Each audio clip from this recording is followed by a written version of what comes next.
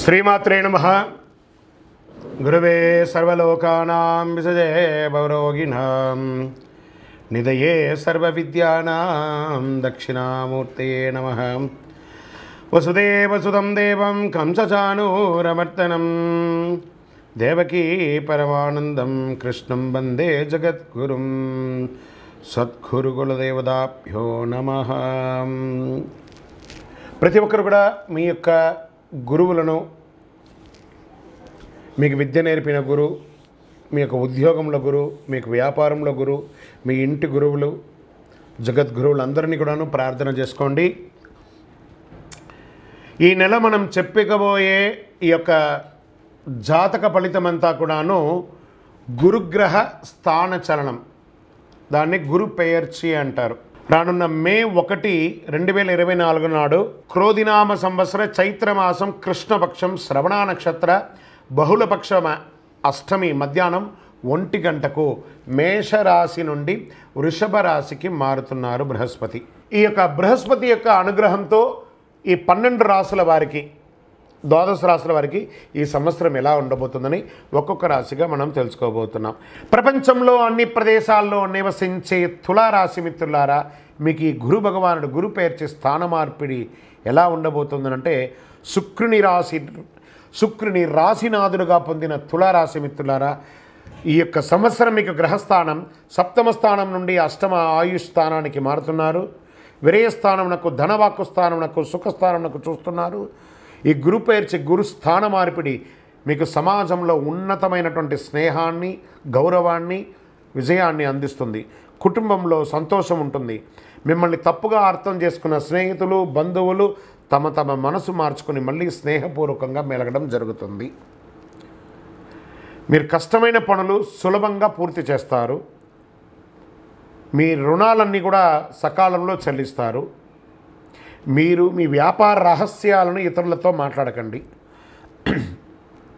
సమాజంలో మీ పేరు మరియు కీర్తి క్రమక్రమంగా క్షీణించినవి పెరుగుతూ రావడం మొదలుపెడుతుంది. కొంతమందికి విదేశాలకు వెళ్ళి నివసించే అవకాశాలు కూడా ఉంటాయి. మైగ్రేట్ అయ్యి అక్కడే స్థిరపడే అవకాశాలు కూడా ఉన్నాయి. ఉద్యోగస్తులకి లాభాలు అందుతాయి, ఆదాయం పెరుగుతుంది. మీకు ఇంటి దేవుడు కులదేవత ప్రార్థన చేయాలి. కుటుంబంలో వివాహం కాని వారికి వివాహం జరిగే అవకాశం ఉంది. శారీరక ఆరోగ్యం మెరుగ్గా ఉంటుంది. కొందరు కొత్త వ్యాపారాన్ని ప్రారంభించే ప్రయత్నాలు చేస్తారో అది మల్టిపుల్గా అవకాశాలు ఇస్తున్నాయి. షేర్ మార్కెట్ స్పెక్యులేషన్ ద్వారా మంచి ఆదాయాన్ని పొందే అవకాశాలు ఉన్నాయి. దీనివల్ల మీ యొక్క బ్యాంక్ బ్యాలెన్స్ పెరుగుతుంది. చిన్న చిన్న అవాంతరాలు ఉన్నా దాన్ని అధిగమిస్తారు. మీరు చాలా ప్రయాణాలు చేసే అవకాశాలు ఉన్నాయి. ఉద్యోగస్తుల సహ ఉద్యోగస్తులతో సహకరిస్తూ వెళ్ళండి. చిన్న చిన్న సవాళ్ళు వస్తూ ఉంటాయి, దాన్ని కూడా మీరు అధిగమించాలి. మీరు పెట్టుబడులు మరియు లెక్కించిన స్థానాల్లో భూమి మీద పెట్టుబడి పెట్టండి, ట్రేడింగ్లో పెట్టుబడి పెట్టండి. లాంగ్ టర్మ్లో ఇవన్నీ కూడా మీకు కలిసి వస్తుంది. మిలిటరీ, పోలీస్ లేదా ప్రభుత్వ విభాగాల్లో పనిచేసే వారికి ఈ సమయం చాలా అనుకూలంగా ఉంటుంది. పనిలో మీరు ప్రశంసలు పొందుతారు, రిలాక్స్గా ఉంటారు, సహోద్యోగులతో స్నేహపూర్వకంగా ఉంటారు. మీ ఖర్చులు పెరిగే అవకాశాలు మాత్రం విపరీతంగా కనబడుతున్నాయి. ధన ప్రవాహం కూడా ఉంటుంది. దీర్ఘకాలికంగా పోలీస్ కేసు లేదా కోర్టు కేసు ఉంటే అవన్నీ కూడా సాధిస్తారు, దిగ్విజయం సాధిస్తారు. ద్రవ్య ఆదాయం, ఆ కేసుల ద్వారా ద్రవ్య ఆదాయం కూడా పెరుగుతుంది. మీకు మీ శ్రమలో ఆదాయాన్ని పెంచుకునే మార్గాలను ఎక్కువ చూస్తుంటారు. రుణాలు తీసుకోవడం కాస్త మానుకోండి.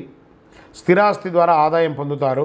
ఆధ్యాత్మిక నిశ్చిత్వం పెరుగుతుంది. వారసత్వ సమస్యలు సాపిగా పరిష్కరిస్తారు. విదేశాల్లో చదువుకోవాలనుకునే విద్యార్థులకి ఇది ఒక మంచి యోగం.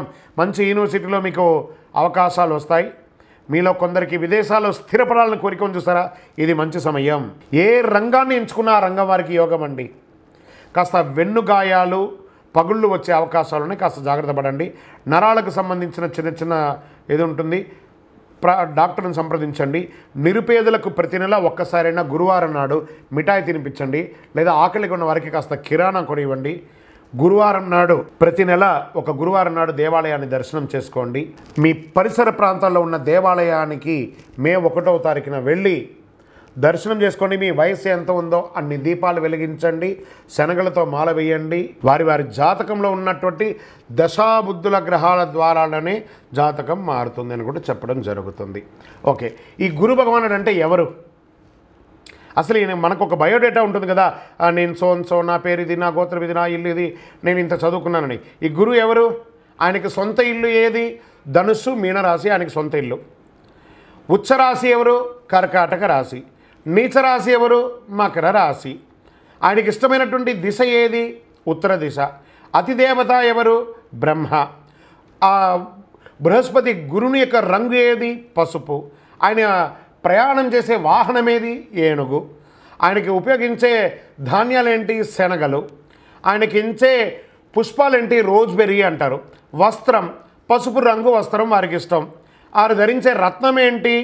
పుష్యరాగం, కనక పుష్యరాగం. వారికి ఇచ్చే నివేదన ఏంటి? శనగల పొడితో తయారు చేసిన అన్నం చాలా ఇష్టం వారికి. వారికి ఇచ్చే లోహం ఏంటి? బంగారం. ఆయన యొక్క జాతి ఏంటి? మగ జాతి. ఆయన యొక్క అవయవం ఏంటి? కండరం ఆయన యొక్క అవయవం. స్నేహపూర్వకమైనటువంటి గ్రహాలు ఈ బృహస్పతికి ఎవరెవరున్నారు? సూర్యుడు, చంద్రుడు, అంగారకుడు. శత్రుగ్రహాలు ఎవరు? బుధుడు, శుక్రుడు. ఆయన యొక్క భార్య ఎవరు? తారాదేవి. మరి ఆయన పిల్లలు ఎవరు? భారద్వాజుడు, కుజుడు. ప్రార్థనా స్థలాలు ఏమున్నాయి? దక్షిణామూర్తి స్థలాలు, గురుస్థానాలు. గురు భగవానునికి సంబంధించిన అన్ని దేవాలయాలు ఆయనకి ప్రార్థనా స్థలమే. ఆయనకి అర్హత ఏంటి? ఈయనకున్న అర్హత, ఈయనకొక పొజిషన్ ఏంటి అంటే దేవగురువుగా ఆయన ఉన్నారు. ఎంత అద్భుతం చూస్తారా ఈ బృహస్పతి. మళ్ళీ చెప్తాను, గురు చూసిన కోటి లాభం. గోచార గ్రహస్థితి ద్వారా చెప్పాం.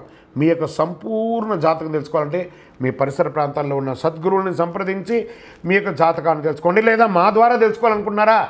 ఈ కింద ఉన్న నంబర్కి మీ పేరు, పుట్టిన సమయం, పుట్టిన date of birth, time of birth, place of birth ఇవన్నీ కూడా రాసి మెసేజ్ చేయండి, వాట్సాప్ చేయండి, కానీ కాల్ చేయకండి. మేమే చూసి మీకు రిప్లై ఇస్తాము. ఇంకను సకల దోషాల తొలగి ఆనందంగా ఉండడానికి సద్గురవే నమః అని ప్రార్థన చేయండి. విజయోస్తు.